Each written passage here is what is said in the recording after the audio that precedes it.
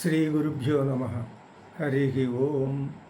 శ్రుతిస్మృతిపురాణానామాలయం కరుణాలయం నమామి భగవత్పాద శంకరం లోకశంకరం.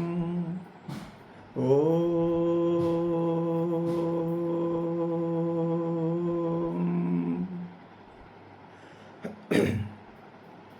భద్రం కర్ణేభిः శృణుయామ దేవాः భద్రం పశ్యేమాక్షభిర్యజత్రాः స్థిరైరంగైస్తుష్టువాగుంసస్తనూభిः వ్యశేమ దేవహితం యదాయుः.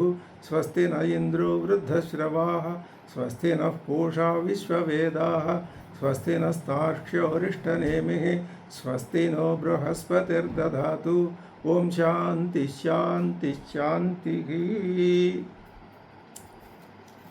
బ్రహ్మా దేవానాం ప్రథమః సంబభూవ విశ్వస్య కర్త భువనస్య గోప్త స బ్రహ్మ విద్యాం సర్వవిద్యా ప్రతిష్టాం అథర్వాయ జ్యేష్ఠపుత్రాయ ప్రాహ.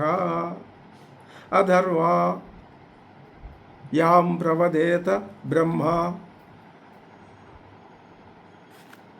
అథర్వాతాం పురోవాచ అంగిరే బ్రహ్మ విద్యాం స భారద్వాజాయ సత్యవాహాయ ప్రాహ. భారద్వాజోంగిరసే పరావరాం. శౌనకో వై మహాశాలో అంగిరసం విధివదుపసన్నః పప్రచ్ఛ కస్మిన్ను భగవో విజ్ఞాతే సర్వమిదం విజ్ఞాతం భవతి ఇతి. తస్మై స హోవాచ ద్వే విద్యే వేదితవ్యే ఇతి హాస్మాయాత్ యద్బ్రహ్మవిదో వదంతి పరా చైవాపరా చ. తత్రాపరా ఋగ్వేదో యజుర్వేదః సామవేదోధర్వవేదః శిక్షాకల్పో వ్యాకరణం నిరుక్తం ఛందో జ్యోతిషమితి. అధపరా యయా తదక్షరమధిగమ్యతే యత్తదద్రేశ్యమగ్రాహ్యమగోత్రమవర్ణమచక్షుశ్రోత్రం తదపాణిపాదం నిత్యం విభుం సర్వగతం సుసూక్ష్మం తదవ్యయం యద్భూతయోనిం పరిపశ్యంతి ధీరాః. యథోర్ణనాభిసృజతే గృహ్ణతే చ యథా పృథివ్యామోషధయః సంభవంతి యథా సతః పురుషాత్ కేశలోమాని తదాక్షరాత్ సంభవతీగ విశ్వం. శౌనక మహర్షి అంగిరసుణ్ణి భగవో కస్మిన్ను విజ్ఞాతే భగవో సర్వమిదం విజ్ఞాతం భవతి. ఈ ప్రశ్న చాలా ప్రముఖమైన ప్రశ్న. ఏది తెలిస్తే అన్నీ తెలిసిపోతాయో, ఇంకా తెలియాల్సింది ఏదో ఉండదో. ఇది చాలా విశాలమైనటువంటి అర్థాన్ని తనలో ఇమిడించుకున్న ప్రశ్న కూడా అని అడిగితే ఆయన ఏం చెప్పాడు? రెండు విద్యలు తెలుసుకోవాలయ్యా, పరావిద్య అపరావిద్య అని చెప్తూ పరావిద్యను గురించి వెంటనే చెప్పడం మొదలుపెట్టాడు. అపరావిద్య ఋగ్వేదో యజుర్వేదో సామవేదో అది షడంగాలతో కూడినటువంటి 4 వేదాలు అపరావిద్య కిందకు వస్తాయి.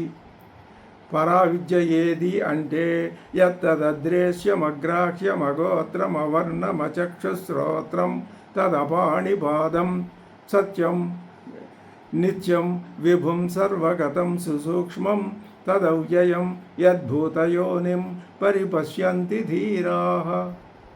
అటువంటి ఆ లక్షణాలు కలిగినటువంటి అక్షర బ్రహ్మని ధీరాః పశ్యంతి చూస్తారయ్యా అని చెప్పాడు. ఆ వివరాలన్నీ బాగా అర్థం అయిన తర్వాత ఇప్పుడు వెంటనే ఏం చెప్తున్నాడు అంటే,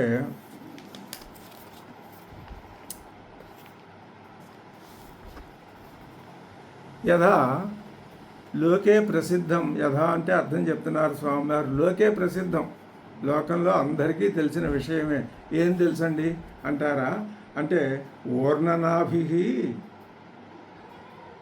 ఆ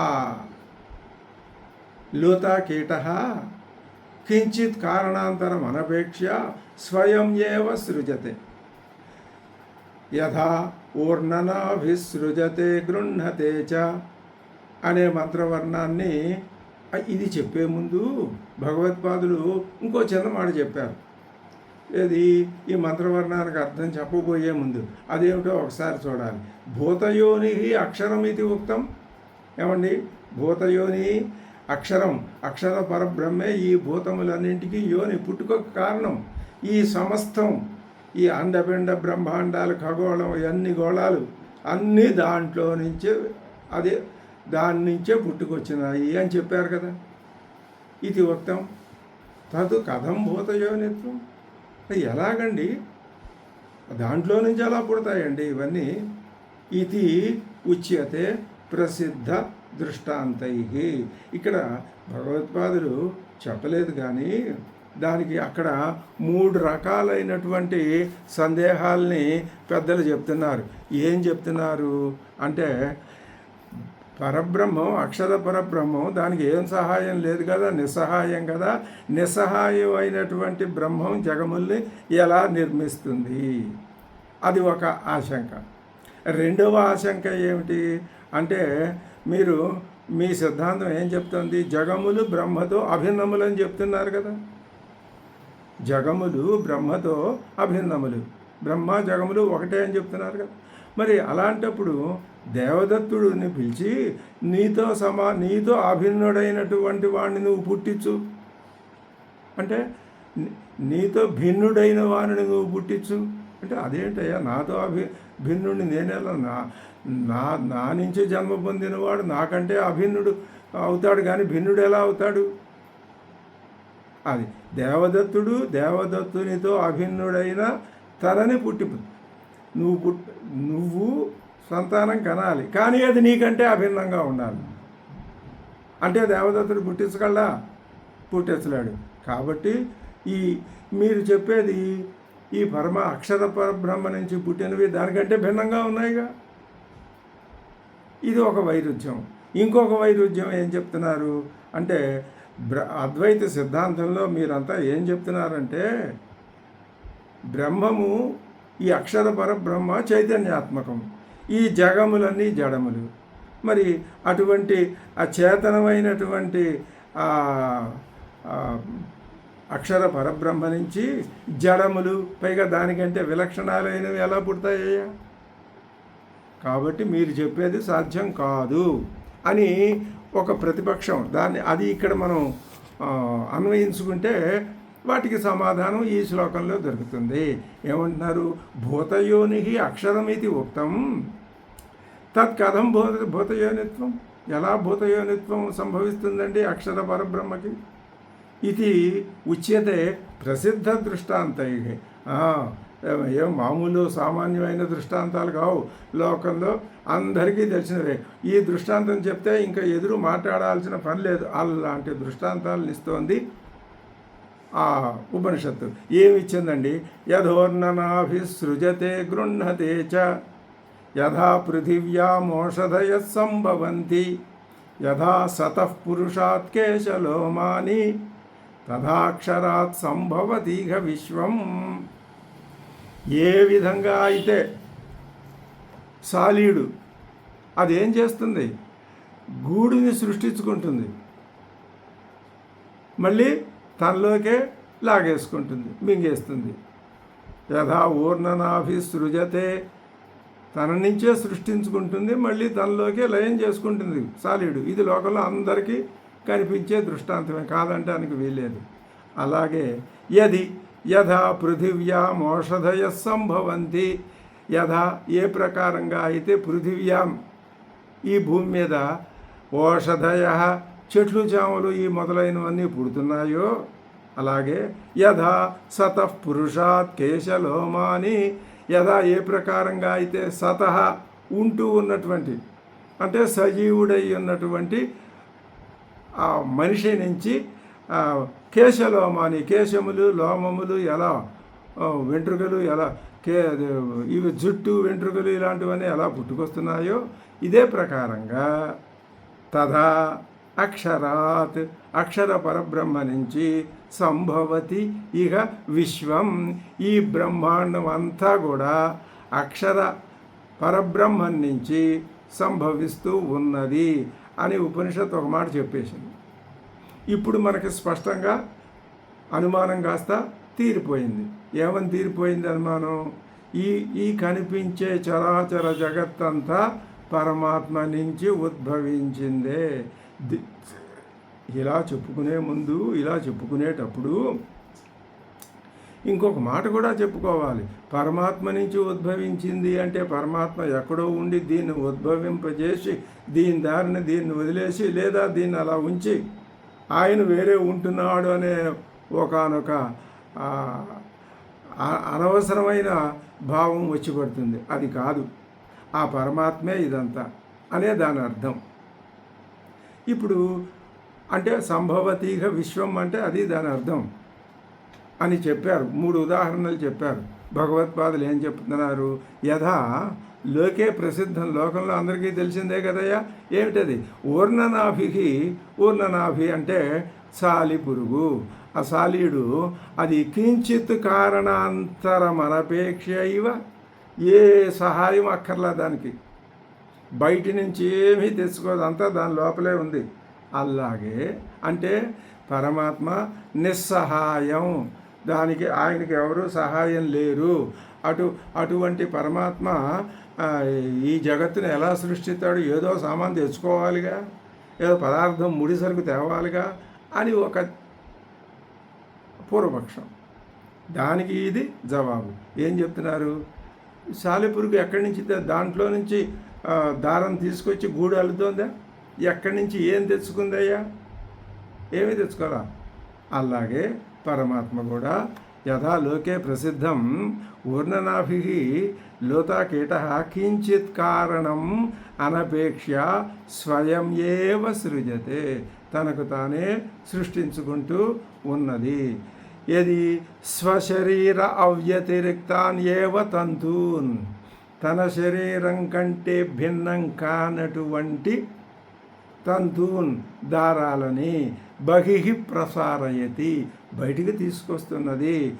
పునః మళ్ళీ తాన్ ఆ తంతూన్ ఆ దారాలనే గృహ్ణాతి ఎలాగ స్వాత్మభావం ఏవ ఆపాదయతి, మళ్ళీ ఆ దారాలన్నింటికి తన ఆత్మస్థితినే వాటికి కల్పిస్తున్నది. తన ఆత్మస్థితి నుంచే దారాలని తెచ్చింది, మళ్ళీ ఆ దారాలనే తన ఆత్మస్థితిలోకే కల్పించుకుంటూ లోపలికి తీసుకుంటుంది.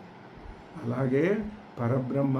ఇప్పుడు దీనికి పూర్వపక్షం ఏమన్నారు? పూర్వపక్షము అంటే పరబ్రహ్మ అది నిస్సహాయం అయిందయ్యా కథం అని ప్రశ్న అడిగారు భగవత్పాదులు. అంటే దానికి ఏం చెప్తున్నారు? ఇది నిస్సహాయం కనుక బ్రహ్మము జగములను నిర్మింపజాలదు. దీంట్లో తర్కబలం ఉంది. లోకంలో అంతే, ఏమీ లేకుండా నువ్వు చెయ్యి అంటే ఎవరేం చేయగలరు? ఓ పెద్ద బిల్డింగ్ కట్టాలంటే ఏవైనా ఉండాలి. కాబట్టి ఈ వాదం తర్కానికి నిలుస్తుంది అని ధైర్యంతో ఆ ప్రశ్న వేశారు. తర్కబలంతో ఉంది. తర్కానికి దృష్టాంతమే కదా బలం. సరే, ఇప్పుడు ఆ సిద్ధాంతులు ఏం చేస్తారు దీన్ని అంటే ఈ సాలెపురుగు దృష్టాంతంతో దీన్ని ఖండిస్తారు. ఎలాగా? సాలెపురుగు ఏం చేస్తోంది?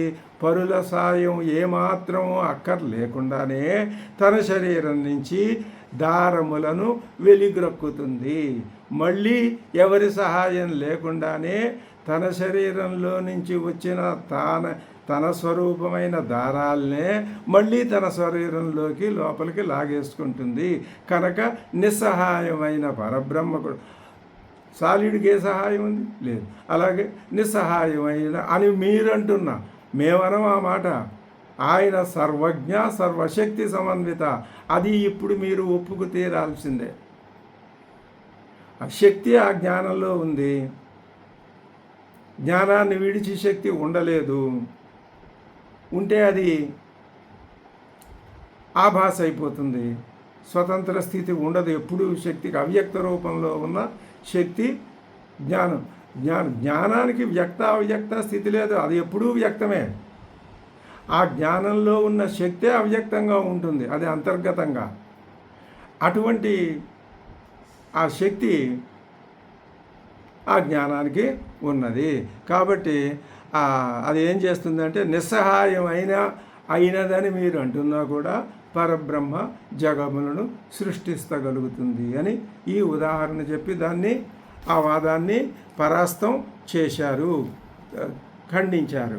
ఇప్పుడు సరే అక్కడికి ఒక యథా ఊర్ణనాభిసృజతే గృహ్ణతే చ తర్వాత రెండో ఉదాహరణ ఇస్తున్నారు. యథా పృథివ్యాం ఓషధయ సంభవంతి, యథా ఏ విధంగానైతే పృథివ్యాం ఈ ఓషధయ భూమి మీద ఏమిటి ఓషధులు అంటే వ్రీహ్యాది స్థావరాంతా అంటే ఈ గడ్డి మొక్కల దగ్గర నుంచి పెద్ద పెద్ద మహావృక్షాల వరకు ఇది అర్థ. అవి అవి స్వాత్మ అవ్యతిరిక్త ఏవ ప్రభవంతి, భూమితో వ్యతిరిక్తములు కానివి అయ్యే అంటే భూమితో సమానమయ్యే భూమి యొక్క ఆత్మరూపంగానే ఇవి కూడా బయటికి వ్యతిరిక్తా ప్రభవంతి బయటికి వస్తున్నాయి. అది అంటే అర్థం ఏంటనమాట, యథా పృథివ్యాం ఓషధయ సంభవంతి. దీనికి ఇక్కడ ఈ ఈ పూర్వపక్షులు చెప్పినటువంటి వాదం ఏమిటి అంటే అద్వైత సిద్ధాంతంలో జగములు బ్రహ్మ అభిన్నములు అంటే రెండు ఒకటే. ఒకటే అయినప్పుడు మరి పృథివీ కంటే వేరైనటువంటి వృక్షాలు ఇవి పట్టుకొస్తున్నాయి కదా. ఇది ఎలా ఉంటుందంటే దేవదత్తుడిని నువ్వు ఒక కుమారుణ్ణి కను, వాడు నీకంటే భిన్నుడుగా ఉండాలి. అది ఎలా సాధ్యం? కాబట్టి మీరు చెప్పినటువంటి ఈ వాదం పనికిరాదు. పరమాత్మ ఈ సృష్టిని చేశాడు అంటే ఒప్పుకునేది కాదు. అంటే ఏ విధంగా దేవదత్తునితో అభిన్నుడైన తనని పుట్టించలేడు. ఎవరు చెప్తారు పుట్టించగలడని? దేవదత్తుడు కుమారుడు దేవదత్తుడి కంటే అభిన్నుడు, వీడు నా కుమారుడే కానీ నాకంటే అభిన్నుడు అని అలాగా అంటం లోకంలో ఉండదు కదా. కాబట్టి అలాగే బ్రహ్మం కూడా తనతో అభిన్నమైన జగమునకు ఉపాదాన కారణము కాలేదు. బ్రహ్మము ఉపాదాన కారణం కాలేదు. దేనితో? జగముతో. ఎటువంటి జగముతో? తనకంటే భిన్నమైన జగముతో. మరి ఇక్కడ జగం వేరు, ఇది వేరు, అక్షర పరబ్రహ్మ వేరు అని చెప్పాల్సి వస్తుంది కదా. దీనికి ఇప్పుడు సిద్ధాంతులు ఏ దృష్టాంతాన్ని చూపించారు? పృథివీ దృష్టాంతాన్ని చూపించి చెప్తున్నారు. ఏమయ్యా, పృథివీ నుంచి పుట్టుతున్న వ్రీహి అవాదులన్నీ పృథివీ రూపములే అయినప్పటికీ కూడా అవి పృథివీ నుంచే పుడుతున్నాయి. అలాగే బ్రహ్మతో అభిన్నములైన జగములు బ్రహ్మము నుండి పుట్టడంలో ఏ విధమైన ఆశ్చర్యము లేదు. మీరు అనుకుంటున్నారు పృథివీ వేరు, ఈ గడ్డి పరకలు మహావృక్షాలు వేరు అని. కాదు, ఈ రెండు అభిన్నమే అని ఆ వాదాన్ని ఈ ఉదాహరణను చూపించి దాన్ని సమర్థించారు. ఇప్పుడు తర్వాత అదే చెప్పారు. పృథివ్యాం ఓషధయ వ్రీహ్యాది స్థావరాంతా ఇత్యర్థ స్వాత్మ అవ్యతిరిక్తా, తనకంటే వ్యతిరిక్తములు కాని చెట్లని ఓషధుల్ని భూమి సృష్టించింది.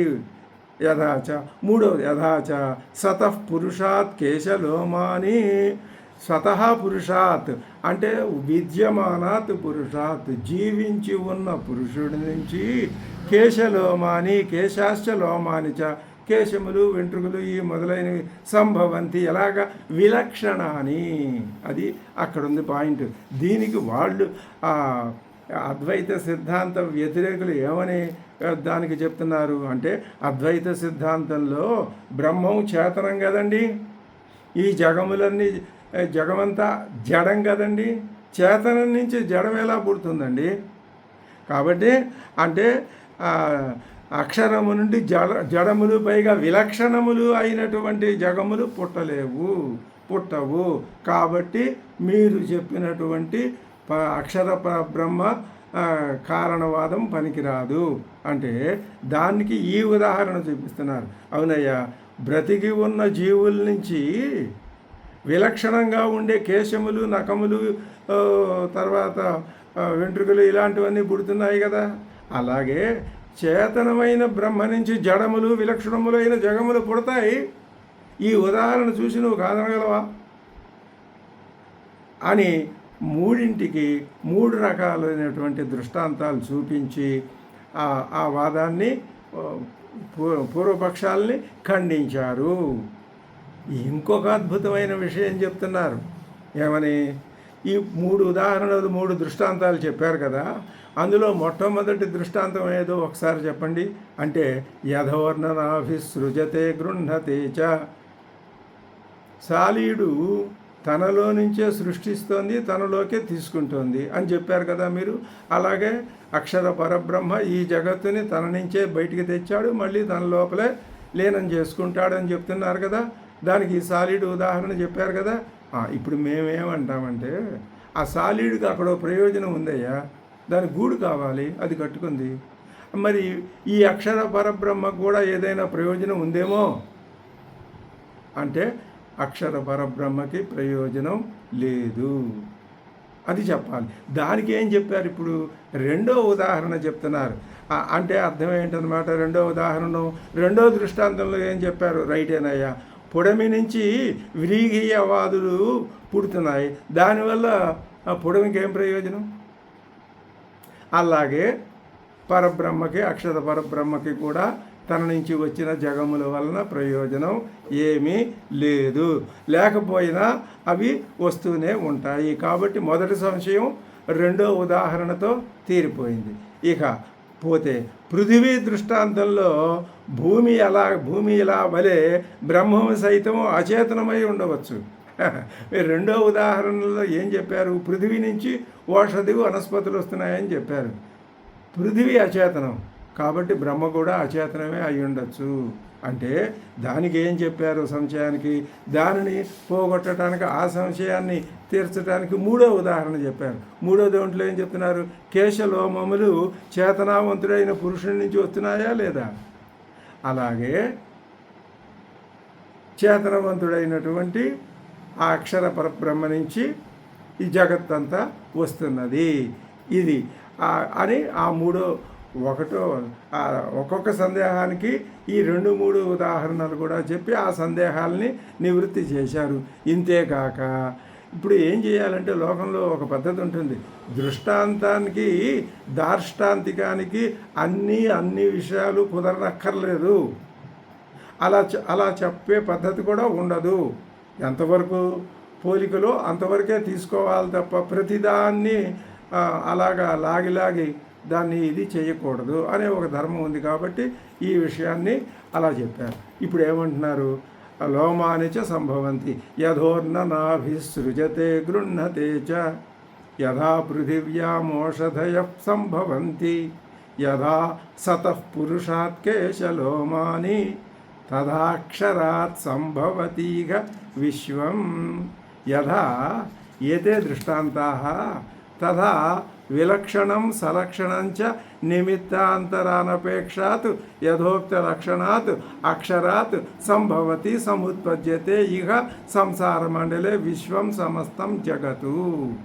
కాబట్టి ఇప్పుడు ఏం చెప్తున్నారు? విలక్షణమైన సలక్షణమైనా సరే ఈ దృష్టాంతాలలో చెప్పిన విధంగా నిమిత్తాంతర అనపేక్షాత్ వేరే కారణం లేకుండానే అలాంటి లక్షణాలు ఉన్నవి వస్తున్నాయి, విలక్షణమైనవి కూడా ఆ పరమాత్మ నుంచే వేరే కారణం లేకుండానే వస్తున్నాయి. యథోక్త లక్షణాత్ మేము ఇందాక యత్తదద్రేశ్యం అగ్రాహ్యం అనేటటువంటి లక్షణాలు చెప్పాము చూసారా? అటువంటి అక్షర పరబ్రహ్మ నుంచి అక్షరాత్ సంభవతి సముత్పద్యతే ఇహ సంసార మండలే విశ్వం సముత్పద్యతి ఇహ విశ్వం తదాక్షరాత్ సంభవతి ఇహ విశ్వం అని అనేక దృష్టాంతోపాదానంతు సుఖావబోధనార్థం తేలిగ్గా అర్థం కావటం కోసమే 3 ఉదాహరణలు ఇక్కడ చెప్పారు అని చెప్పి యత్ బ్రహ్మణః ఉత్పద్యమానం విశ్వం బ్రహ్మ నుంచి ఉత్పత్తిని పొందబోతున్నటువంటి ఈ విశ్వము జగత్తు తతు అనేన క్రమేణ ఉత్పద్యతే. అనేన క్రమేణ ఇదిగో ఈ క్రమం ప్రకారమే ఉత్పాదింపబడుతున్నది, బయటపడుతున్నది, అది సృష్టించబడుతున్నది. అంతే తప్ప నా యుగపతు బదర ముష్టి ప్రక్షేపవతు, అంతే తప్ప ఇలా అనగానే గుప్పిట్లో ఉన్న రేగుపళ్ళని ఇటు ఒకటి అటు ఒకటి అటు ఒకటి పడినట్టుగా ఈ పంచభూతాలు పృథివీ ఆదులు ఇలాంటివన్నీ అక్కడొకటి ఇక్కడొకటి అక్కడో చల్లాచెదరగా పుట్టుకొచ్చాయి అని అర్థం కాదు. వీటిల్లో ఒక క్రమ పద్ధతి ఉన్నది. ఇది సాధకుడికి చాలా బాగా ఉపయోగించే సాధనని ముందుకు తీసుకెళ్లే విషయం. ఇది క్రమ నియమ వివక్షార్థ అయం మంత్ర ఆరభ్యతే. ఎందుకని సాధకుడికి ఉపయోగిస్తుంది? ఆ మొట్టమొదటి మాట చూస్తే తెలుసు. తపసా చీయతే బ్రహ్మ తతోన్నమభిజాయతే. ఆ క్రమ పద్ధతి ఉన్నది సృష్టిలో. ఆ క్రమ పద్ధతి ఎలాంటిది? ఎక్కడ ప్రారంభమైంది? అన్నాత్రాణో మనస్సత్యం లోకా కర్మసు చ అమృతం. అద్భుతమైన వరుస ఇది. ఇది ఎలా ఉంది అంటే తపసా చీయతే బ్రహ్మ. బ్రహ్మ తపస అంటే తపస్సు చేత చీయతే ఉబ్బుతున్నది. ఈ సృష్టికి నిమిత్త కారణము బ్రహ్మే, ఉపాదాన కారణము బ్రహ్మే. ఉదాహరణకి నిమిత్త కారణం అంటే ఆలోచన, ఉపాదాన కారణం అంటే సామగ్రి. లోకంలో కులాలుడు తన ఆలోచన ఆయన బుర్రలో ఉంటుంది. ఆయన ఏం చేస్తాడు? మట్టి, ఆ తర్వాత సారే, చక్రం ఇలాంటివన్నీ తెలుసుకుని కూర్చుని, ఇవన్నీ ఉపాదాన కారణాలు, ఆయన ఆలోచన నిమిత్త కారణం. రెండు వేరువేరుగా ఉంటాయి లోకంలో.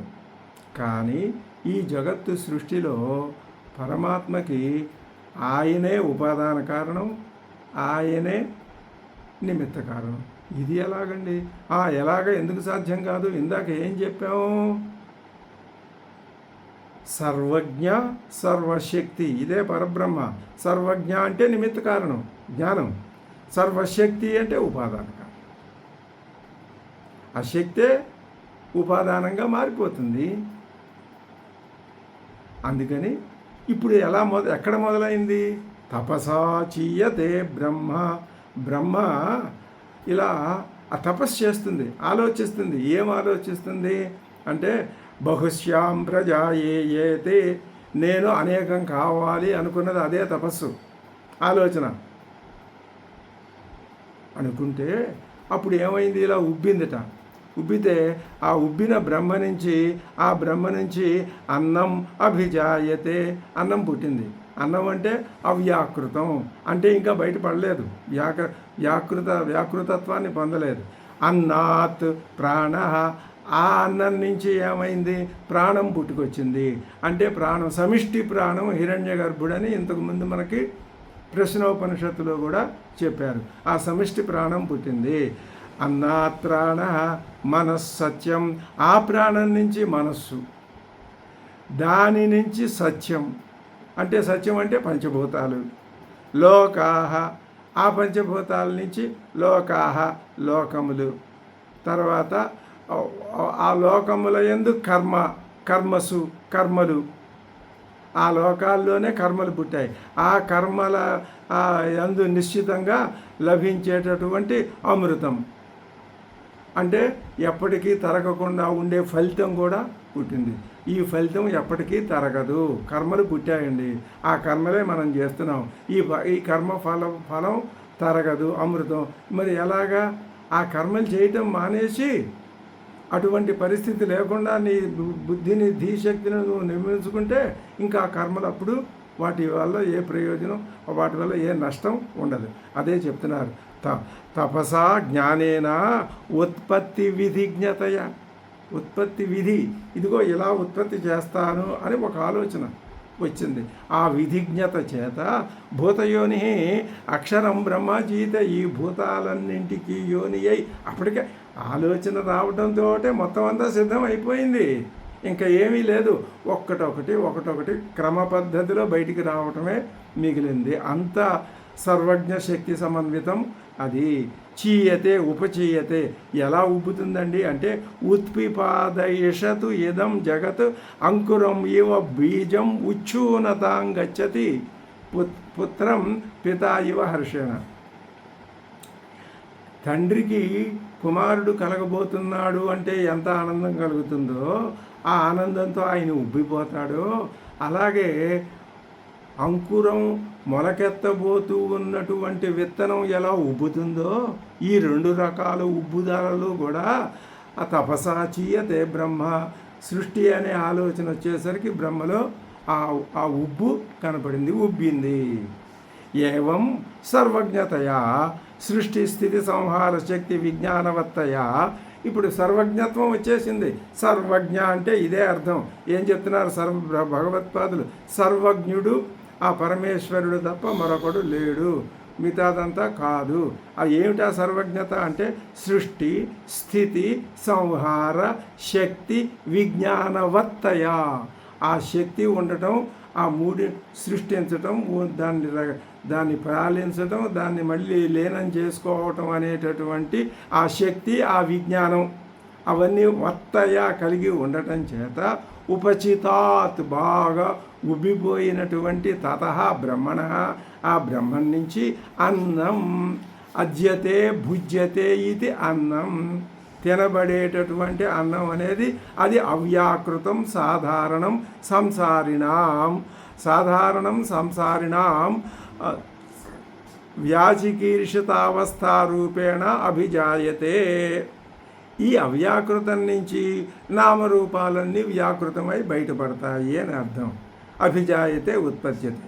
తతః చ అవ్యాకృతాత్ వ్యాచికీర్షితావస్థాతః ఇలా ఉండాలి అని అనుకోబడుతున్నటువంటి ఆ అవస్థ నుంచి బ్రహ్మణ అన్నాత్, అటువంటి అన్నం నుంచి ప్రాణ, ఇలా జరగాలి అనే స్థితి నుంచి ప్రాణము హిరణ్యగర్భ బ్రహ్మణ జ్ఞానక్రియాశక్తి అధిష్ఠిత జగత్ సాధారణ అవిద్యా కామ కర్మ భూత సముదాయ బీజాంకుర జగదాత్మ అభిజాయతే ఇది అనుషంగ. ఈ విధమైనటువంటి హిరణ్యగర్భుడు పుడతాడు. ఎలాగా అంటే అది జగత్తుకి హిరణ్యగర్భుడు ఆయన సాధారణుడు, జగత్తుకి ఆత్మ. అది అటువంటి ఆ జగత్తుకి ఆత్మ, అజ్ఞానం, కామనలు, కర్మలు, ప్రాణం, సముదాయం ఇవన్నీ విత్తనం. జగత్తు విత్తనం అయినటువంటి అవ్యాకృతం యొక్క మొలకయే హిరణ్యగర్భుడు. ఆ అవ్యాకృతం మొలక, ఆ మొలక హిరణ్యగర్భుడు. అభిజాయతే అనే క్రియాపదాన్ని మనం గనక అనువృత్తి చేసుకున్నట్లయితే, అనువృత్తి చేసుకున్నట్లయితే ఆ ప్రాణం నుంచి ప్రాణ అన్నాత్ ప్రాణ తపసా చీయతే బ్రహ్మ తతో అన్నం అభిజాయతే అన్నాత్ ప్రాణ అంటే ఆ హిరణ్యగర్భ స్వరూపుడు పుట్టాడు. బాగా తస్మాత్ చ ప్రాణాత్, ఆ ప్రాణం నుంచి మనః ఆఖ్యం సంకల్ప వికల్ప సంశయ నిర్ణయాధ్యాత్మకం అభిజాయితే. మనస్సు, సంకల్పం, వికల్పం, అలాగే సంశయం, నిర్ణయం, ఇవన్నీ లక్షణాలు కలిగిన మనస్సు ఎక్కడి నుంచి వచ్చింది? ఆ ప్రాణం నుంచి మనస్సు వచ్చింది. తతహాపి, దాని నుంచి కూడా, దేని నుంచి? సంకల్పాధ్యాత్మకాత్ మనసః, సంకల్ప వికల్పాది స్వరూపమైనటువంటి మనస్సు నుంచి సత్యాఖ్యం ఆకాశాది భూత పంచకం, మనస్సు నుంచే ఆకాశాది భూత పంచకం వచ్చింది. మనస్సు అంటే మన మనస్సు కాదు, అది పరమాత్మ యొక్క అవ్యాకృత స్థితి నుంచి నామరూపాలుగా వ్యక్తమవుతున్న స్థితిలో ఉన్నటువంటి ఆ మనస్సు నుంచి. ఆ స్థితికి మనం చేరుకుంటే, మనం కావాలనుకుంటే ఈ పంచభూతాల్లో వాటిని ఆ సృష్టిలో భాగం కాగలం. అక్కర్లేదు అనుకుంటే వాటిని అధిగమించి కూడా మనం వెళ్ళిపోగలం అని చెప్తా. అభిజాయితే తస్మాత్ సత్యాఖ్యాత్ భూతపంచకాత్ అండక్రమేణ సప్తలోకా భూరాదయ, 7 లోకాలు ఇవి పట్టుకొచ్చినాయి. తేషు మనుష్యాది ప్రాణి వర్ణాశ్రమక్రమేణ కర్మాణి, మనుష్యులు, ప్రాణికోటి, ఇలా రకరకాల ప్రాణులు, వాటి యొక్క కర్మలు, ఇవన్నీ వరుస చెప్తున్నారు. కర్మసుచ నిమిత్తభూతేషు, అంటే కర్మలకి నిమిత్తములైనటువంటి ఆ నిమిత్తభూతేషు కర్మసు అమృతం కర్మజం ఫలం. ఆ కర్మలని నిమిత్తమైనటువంటి కర్మల నుంచి ఫలరూపం కూడా ఆ కర్మల యొక్క ఫలం కూడా వచ్చింది. అది ఏమిటి? యావత్ కర్మాణి కల్పకోటి శతైరపి వినశ్యంతి తావత్ ఫలం న వినశ్యతి. ఇంకా ఎప్పుడైతే కర్మలు మొదలైనయో అవి కల్పకోటి శతాలకు కూడా పోవు, అలాగే ఫలం కూడా పోదు, అనుభవించి తీరాల్సిందే. ఎప్పుడు పోతుంది? పరమాత్మ జ్ఞానం నీ మనస్సులో ఉద్భవిస్తే పోతుంది. ఆ మాట ఇక్కడ చెప్పలేదు కానీ మనం చెప్పుకోవాలి. వినశ్యతి తావత్ ఫలం నా ఫలం నా వినశ్యతి ఇది అమృతం. అందుకనే దీన్ని ఏమన్నారు? అమృతం అన్నారు. తపసా చీయతే బ్రహ్మ తతోన్నమభిజాయతే అన్నాత్ ప్రాణ మనస్సత్యం లోకా కర్మసు చ అమృతం అని చెప్పారు. తర్వాత ఇంకేం చెప్తున్నారు అంటే, ఉక్తం ఏవ అర్థం ఉపసంజిహీర్షు మంత్ర వక్ష్యమానార్థం ఆహా. ఈ పైన చెప్పిన విషయాన్నే ఉపసంహరింపకోరుతున్నది ఉపనిషత్తు. అలా ఉపసంహరింపకోరి దాని కొరకు అలా ఇంకో మాట చెప్తున్నది. ఏమని? యస్ సర్వజ్ఞ సర్వవితు యస్య జ్ఞానమయం తపః తస్మాదేతద్ బ్రహ్మ నామ రూపమన్నంచ జాయతే. ఉపసంహరిస్తున్నారు. ఏమని? యస్ సర్వజ్ఞ సర్వవితు యస్య జ్ఞానమయం తపః. యహ ఏ అక్షర పరబ్రహ్మ ఉన్నదో అది సర్వజ్ఞ. సామాన్యంగా సర్వజ్ఞ, సమస్తము తెలిసినది, సర్వజ్ఞమైన తత్వం అది. అలాగే సర్వవితు, సర్వాన్ని కూడా, విత్ అంటే విశేషంగా కూడా తెలిసింది. సర్వాన్ని సామాన్యంగా తెలిసింది అదే, సర్వాన్ని విశేషంగా కూడా తెలిసింది అదే. అంటే రెండు ఆలోచనలు, ఒకటి సామాన్యంగా తెలిసింది అంటే అంతటా వ్యాపించి ఉన్నది, విశేషంగా తెలిసింది అంటే జగత్తు.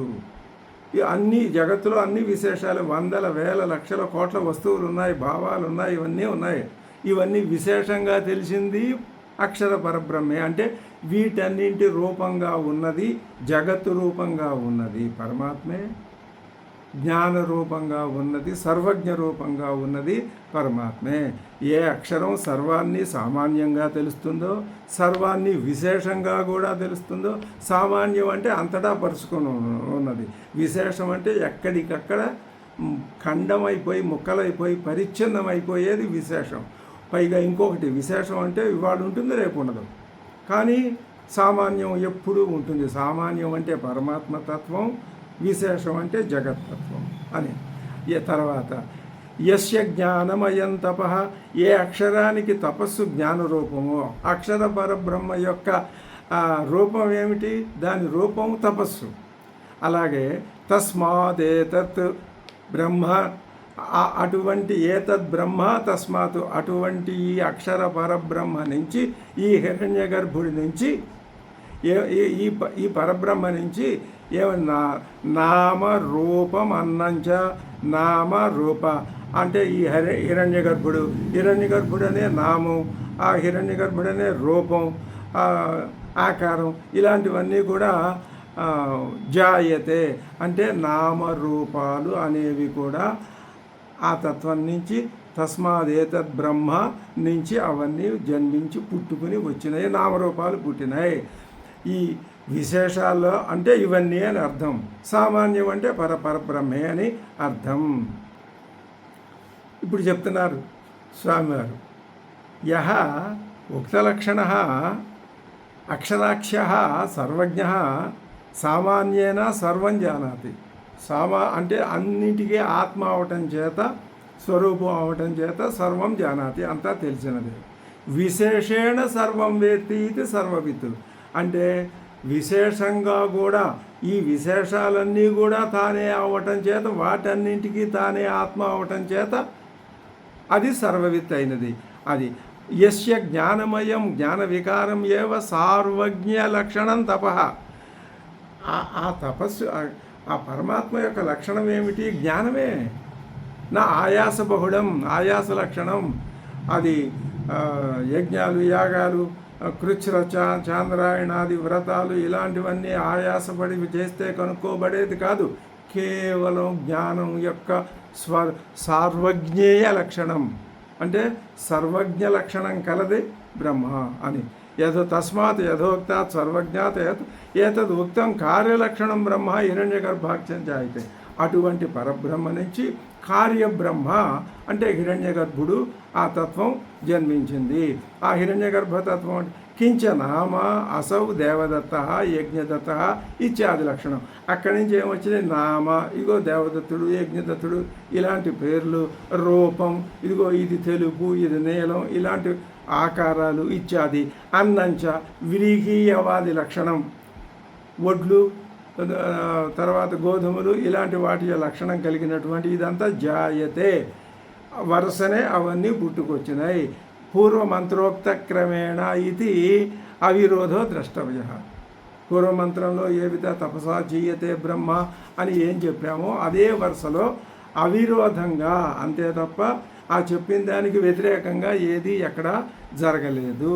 ఇది ఈ విధంగా ఈ 9 శ్లోకాలతో ఈ ప్రథమ ముండకాన్ని పూర్తి చేశారు. మొదటి ముండకం పూర్తి అయినది.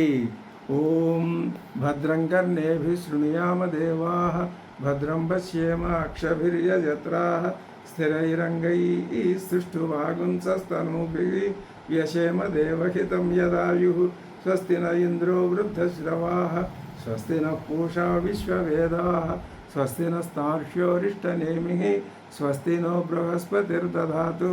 ఓం శాంతి శాంతి శాంతి.